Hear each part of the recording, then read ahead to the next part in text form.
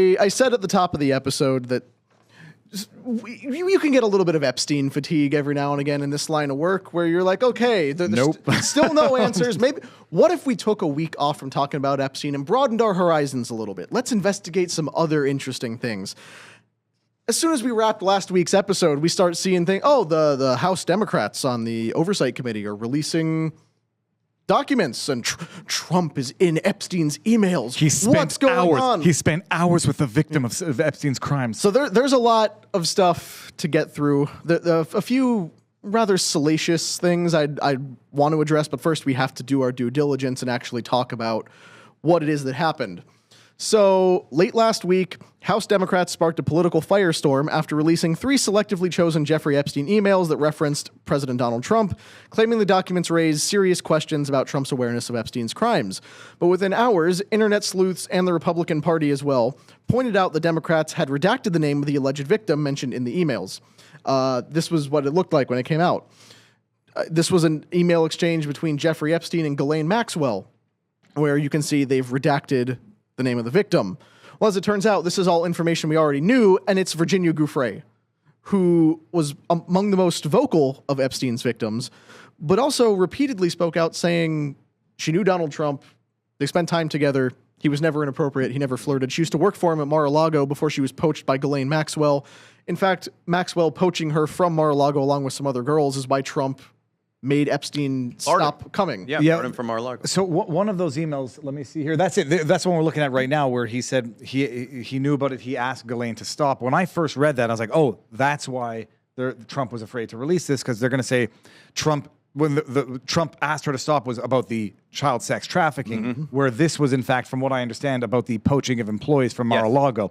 And so I do wonder if someone internally, which would explain the whole debacle of the 180 Trump shifting position on this to not wanting to release it, if they said, no, they're going to argue, Trump, that you knew about the sex trafficking and that you knew what Ghislaine was doing, and that when you offered to, when you contemplated a pardon, or you said, I hadn't really thought about it, that they're going to say, look, he's contemplating pardoning someone who he knew was child sex trafficking, but that's not the context of that email from what I understand. Yeah.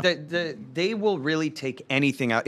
Nothing pisses me off than when people try and vilify someone based on fake data and taking a little segment out of context. And again, how do they not think people are not going to check out who the victim is, and that the victim has personally already exonerated Trump of any wrongdoing? Under oath and in her book. And in a very positive way. Not even like, I don't know, like she was adamant about the fact he never got massages, he was very respectful. So what is the intention here other than to hope that like brainwashed, indoctrinated automatons are going to read this and push on the internet, and that the truth will be drowned out because people are going to see this? I'll tell you what it is. It's to go back to Thomas Crooks. It's because Democrats know that they have a rabid, prone to violence base who will react impulsively based on incorrect information and not even care about it. And they're trying to trigger, pun intended, somebody on the left to say, he's a pedophile. Look at this. It's a pedophile. And now we've got to go do something. I mean, that's what they're doing. That's called the dog whistle for a reason. And that's exactly what it is. And I'll call attention to this because this was a stance Trump had taken relatively recently.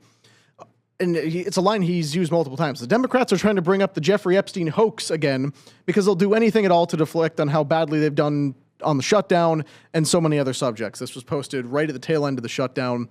He was saying they were releasing these emails to try to distract from how they were, continuing to keep the government held hostage so they could get illegal immigrants health care and everything like that. But he's used this line, the Jeffrey Epstein hoax, the Jeffrey Epstein hoax. We talked about that truly terrible optic moment where he came out right after they said, there's no files there. And he said, anyone who continues to ask about this is a bad person and I don't want their support. For me, that was like, okay, I guess I'm not a Trump supporter anymore then. If he doesn't want my support, I'm going to keep asking questions. That was where people were saying, his 4D chess, look, he's getting the Democrats.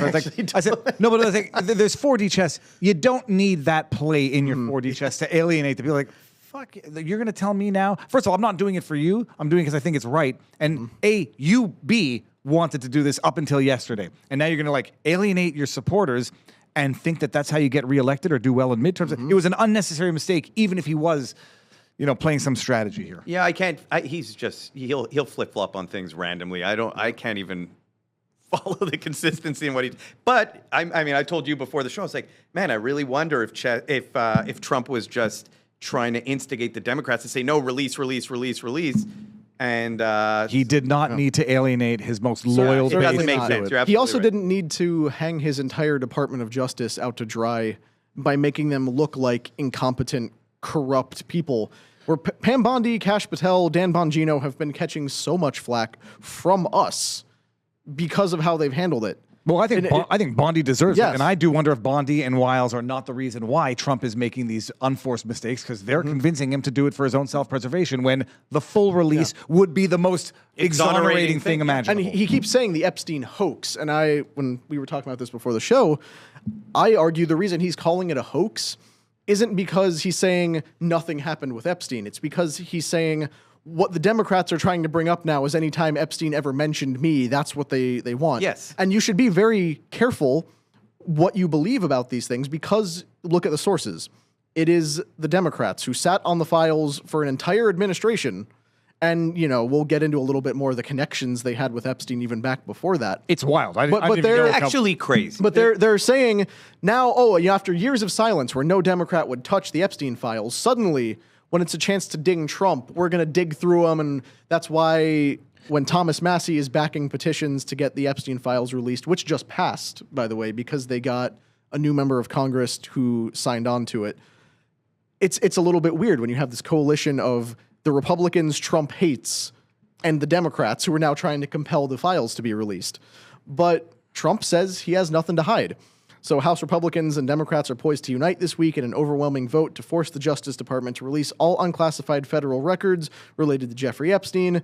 After initially pressuring Republicans to block the measure, Trump has now urged the GOP to back full disclosure, saying, quote, "We have nothing to hide." There's a headline about that. And he was posting on Truth Social saying, nothing to hide. I did nothing wrong. The Republicans should be all in favor of getting this out. There's that lengthy Truth Social post. We'll leave that on screen so you can read as we talk here. The argument that was being offered was that he was now convinced that the Democrats had implanted fake evidence in there to incriminate him. And and that explains his turnaround, and that explains why we should support him. I'm like, that is the dumbest excuse imaginable. They had full control over the files for 4 years. Yeah. They had control over those files for the 6 months before he took office after the election. If they wanted to fabricate evidence, they could have and would have done it then. And if there was incriminating evidence, they could have and would have released it then. And then people say, no, Viva, they couldn't release it on Trump without releasing it on everybody, so they had to protect Trump. Oh, okay, so then the Democrats are protecting pedophiles by their own rationale. None of it makes any sense, and Trump has just gotten some wildly bad advice. Like I say, he comes up with nicknames, and some are better than others.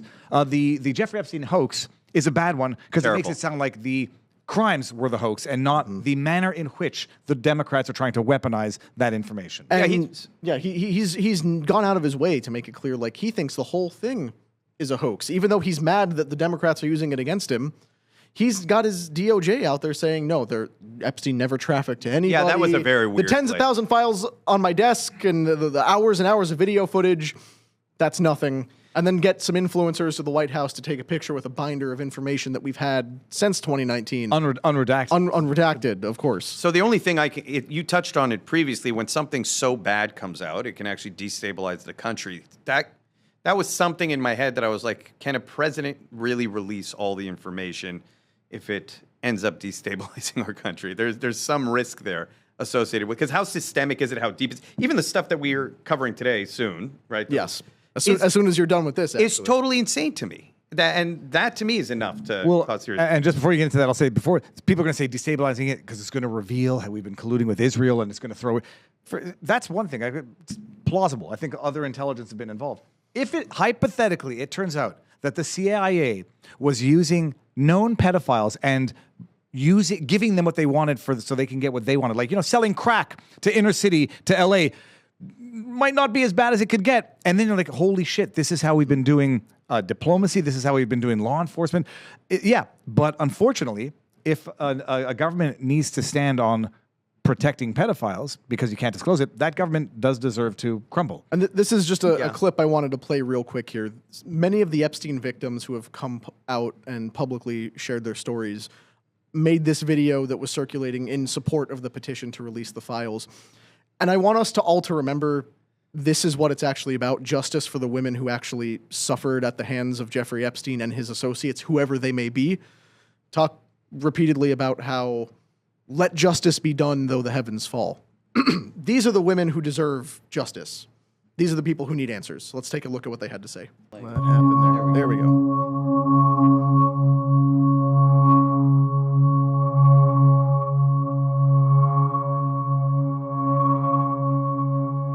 I suffered so much pain. So much pain. So much pain. I suffered so much pain. I was 14 years old. I was 16 years old. I was 16. 17. 14 years old. This is me. This was me. This is me. When I met Jeffrey Epstein. This is me when I met Jeffrey Epstein.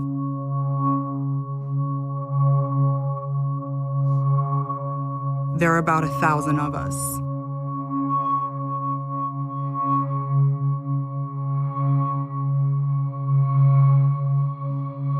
It's time to bring the secrets out of the shadows. It's time to shine a light into the darkness.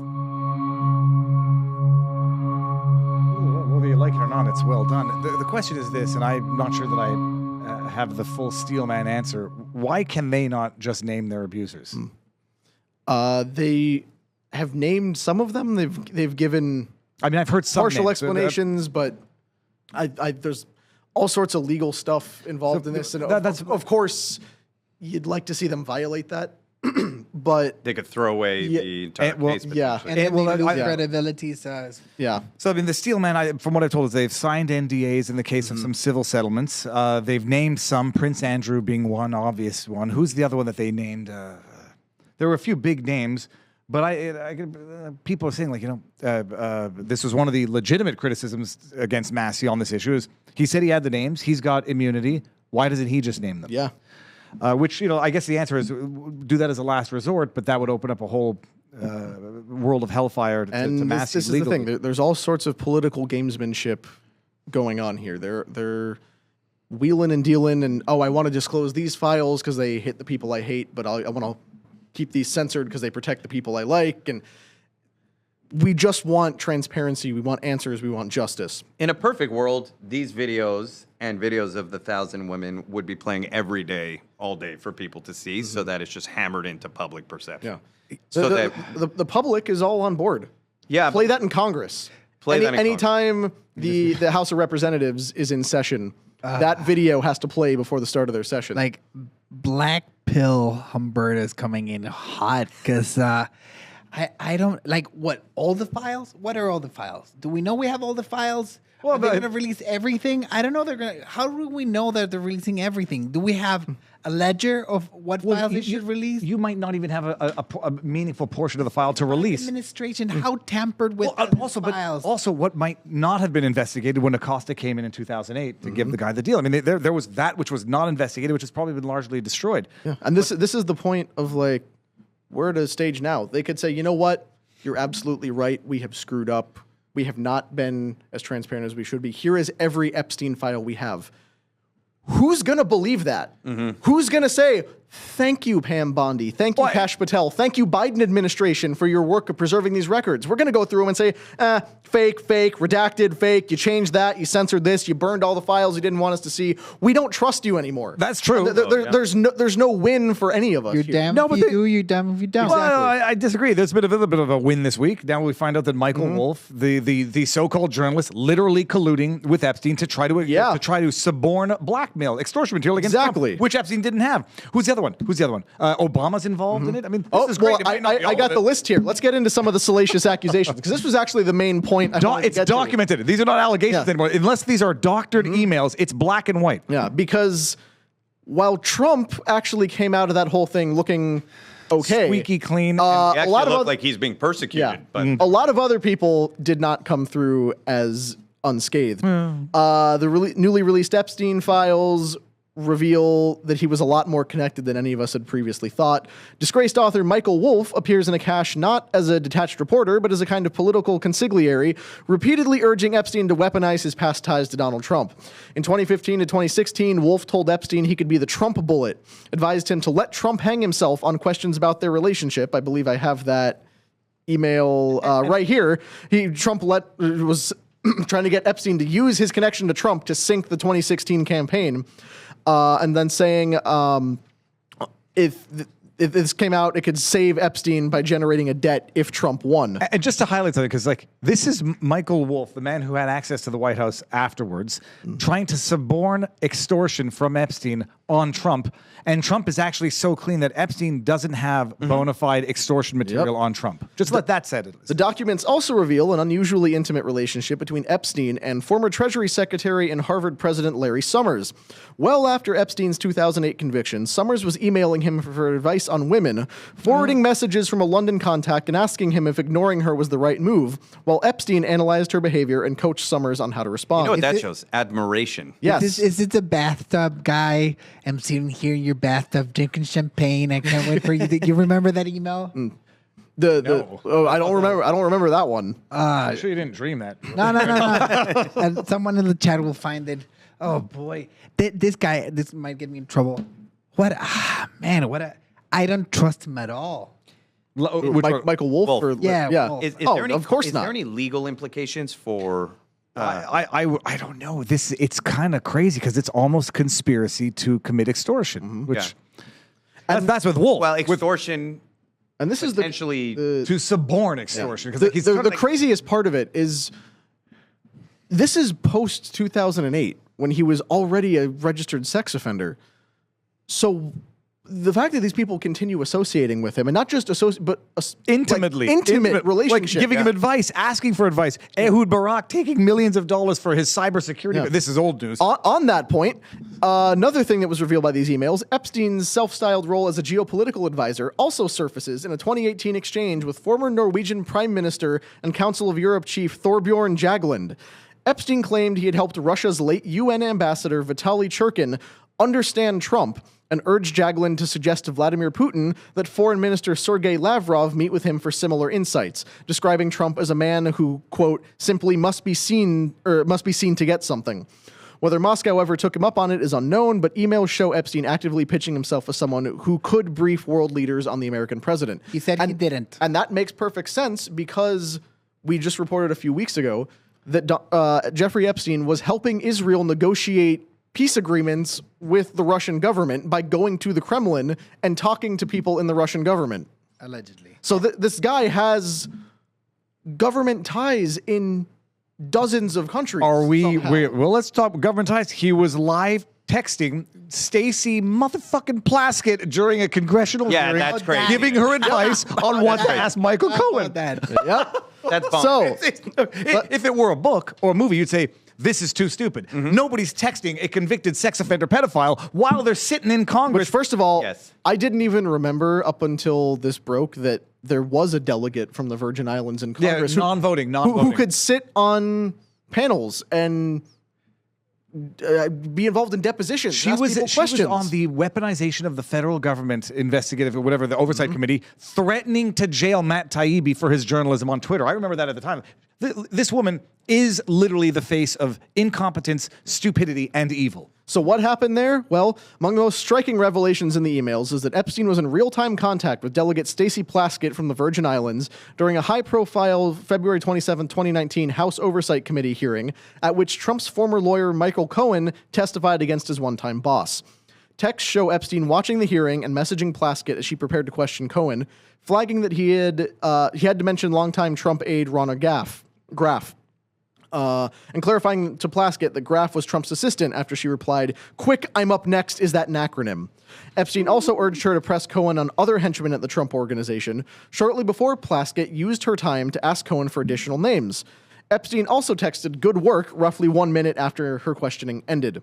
The messages also show Plaskett initiating contact with Epstein before the hearing, texting him that Cohen would, quote, talk about his grades, and Epstein responding with a question about Trump's unreleased college transcripts. During the hearing, Epstein sent casual remarks as well, including compliments on Plaskett's outfit and a comment about her appearing to chew on camera.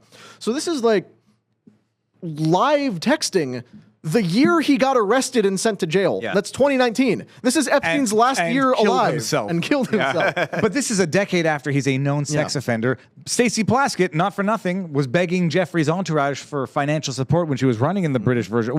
Oh, by the way, where's his little sex island? The Virgin Islands. The Virgin Islands. So these are not coincidences. This is systematic. And she, how How does she continue to show her face in public after this? Well, that's no craziness idea. to me, but there's no standards for anything anymore. She'll be fine. You would think texting a pedophile would be live while in Congress, and the Washington Post, as shit as they are, actually got like linked up the text message, and you could see her like in a hearing with Michael Cohen, who's another. It's criminality, and this is the government, or at least I mean, it's shocking because how far will Democrats go? Like, who are they not willing to associate with, so long as it serves their purpose, so long as it pushes them forward somehow? It's really a psychotic thing. The ends justify the means. They will ally with Satan himself if it will further. Literally Satan himself. They've done throughout history. There's no stopping for them. Well, there's no one worse than Jeffrey Epstein. You can't become a worse person than Jeffrey Epstein. He's at right up there. I'm just trying to I don't know. Like you could throw. No, I can't make any jokes, but it's just crap. It would. You're talking about child sex abuse and human trafficking. There's nothing for power and gain. Because one thing is, it's just you're a degenerate and you're the worst, but this makes it even worse. You know what I mean? Yeah, this is not like a mental condition where you're whatever. Degenerate, but this is someone who literally was willing to consciously abuse the children. Worst thing you can do. Like that is the worst thing you can do, and he's weaponizing and making money and gaining. I think it's. I mean, I think it's worse than murder. To me personally, the abuse of children in the way that he did it is. I consciously have a harder time. Like it does something to me. Well, that's certainly tantamount to murder. Well, there's the legal argument is though it can't be because then there's going to be nothing deterring them from killing the kids after they sexually abuse them. But the issue is it's a form of death because they're taking Killing something innocent. fundamentally innocent and ruining their lives for and they can hopefully heal from that. Some of them try to, but you're destroying a life. People are friendly with him. They're associating with him. She wouldn't give back the money that she got for a little while. Like it took like 6 months of forcing her. What is going on in society? No one has been able to explain this in the week since these emails came out. How did congressional Democrats have Jeffrey Epstein's personal cell phone in number? 2019? How is he able to just send a text? Oh, yeah, I got my guy in Congress right now. They go ask for Bill Clinton. Exactly. Hey, Bill, what's Jeff's number? Oh, he's get him next time he comes to the White House. I mean, that was earlier, but it's inexcusable and to claim ignorance. Ehud Barak saying I didn't know of his history. He was staying at his house where he had the massage tables. Like the former Prime Minister of Israel is going to meet with anybody without doing a background check. Like he's going to take millions of dollars for his cybersecurity, video hosting business and not do a due diligence on it. It's laughably stupid. And you check the criminal history of someone who babysits your kids or walks your dogs. Like it's laughably implausible, and it might be destabilizing. But it's coming out trickle. By the way, the bathtub email, the hot tub email, it was real, but it wasn't the last drop. Remember they did a banker drop before? Mm-hmm. It was by Jess Stanley towards Jeffrey Epstein, and he says, so when all hell breaks loose, the world is crumbling, I will come here at peace. Presently, I'm in the hot tub with a glass of white wine. This is an amazing place. Truly amazing. Next time we're here together, I owe you so much. Is that a woman or a man? It's a man. And then hot tub and white wine. I deeply appreciate our friendship. We have a few so profound. That is out of his, among the more homosexual sounding I think we emails just got I've something ever that's heard. worse than gay Nazi wolves, and it's men drinking white wine in a hot tub. Is it white wine or red wine? Gay Nazi wolves drinking white wine in a hot tub. I would have respected red wine. Alcoholic, evil gay bankers might be the worst. But you repeat yourself. But this guy, and he sent it from his JP Morgan account. All right, which is actually like the next. We're going to gloss over that for the sake of time. Allegedly. But Trump has launched an investigation into connections between Jeffrey Epstein and JP Morgan, as well as the Clinton Foundation, Reid Hoffman, and several other key players. So if you like this clip, click right here. And if you want to see more like it, click right here. Stay angry, Patriots.